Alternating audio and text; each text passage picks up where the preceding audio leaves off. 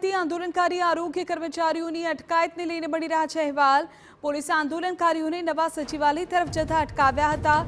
આંદોલનકારીઓ નવા સચિવાલય પાસે એકઠા થઈ સીએમને આવેદનપત્ર આપવા ઈચ્છતા હતા। આરોગ્ય કર્મચારીઓની હડતાળને પગલે ગાંધીનગર અત્યારે પોલીસ છાવણીમાં ફેરવાયું છે। સચિવાલય સુધીના તમામ રસ્તા પર બેરિકેડિંગ કરી દેવાયું છે। 25,000થી વધુ કર્મચારીઓ આંદોલનમાં જોડાય તેવી શક્યતાઓને પગલે અત્યારે ચુસ્ત બંદોબસ્ત છે। ટ્રાફિક જામના દ્રશ્યો પણ ગાંધીનગરમાં સર્જાયા।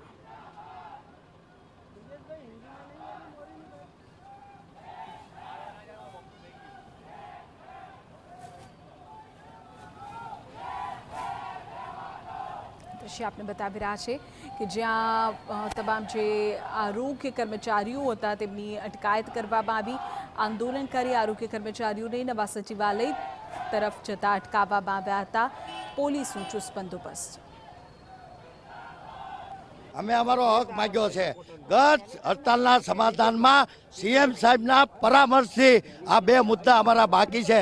ખાતાકીય પરીક્ષા રદ અને ટેકનિકલ કેડરમાં સમાવેશ, જેમાં એમપીએચડબલ્યુ એફએચડબલ્યુનો હાલ આખા ગુજરાતમાં નીચો 1900 ગ્રેડ પે મળે છે, એ અમારી 2800ની માંગણી છે।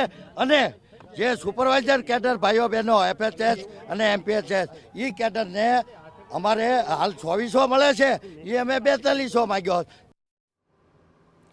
તો જે પ્રકારે આરોગ્ય કર્મચારીઓની માંગણી છે તેને લઈને તેઓ આવેદનપત્ર પાઠવવા ઈચ્છતા હતા। જો કે પોલીસે તેઓને અટકાવ્યા અને અટકાયતી પગલાં તેઓની વિરુદ્ધ લેવામાં આવ્યા। નવા સચિવાલય તરફ આ તમામ જે આરોગ્ય કર્મચારીઓ છે તેઓ આગળ વધી રહ્યા હતા। જો કે તેઓની અટકાયત કરવામાં આવી અને અલગ અલગ વિસ્તારોમાં બેરિકેડિંગ પણ પોલીસે કર્યું છે।